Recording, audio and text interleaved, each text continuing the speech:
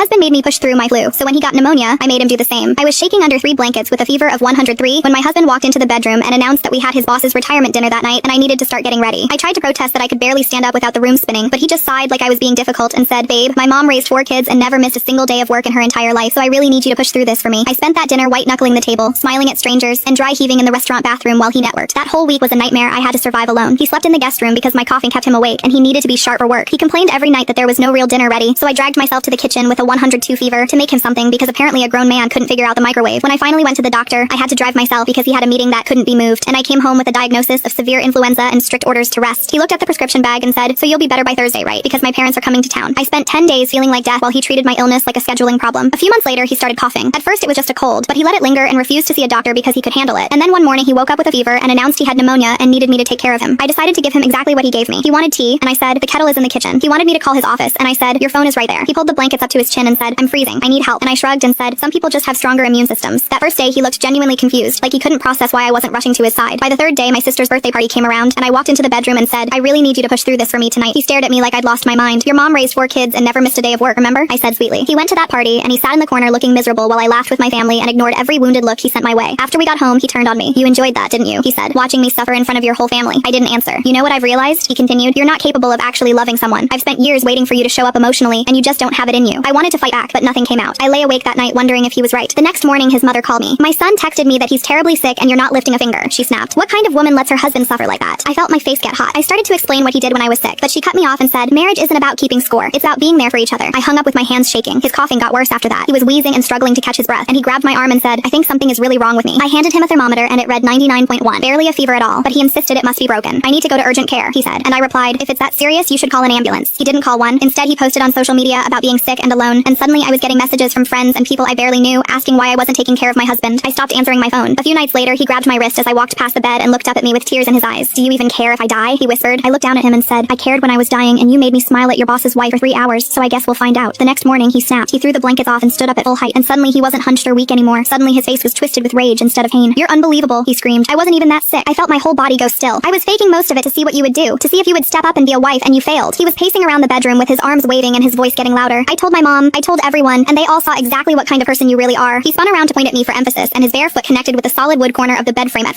Scan the QR code to enjoy the wonderful continuation for free. New users will also receive additional rewards.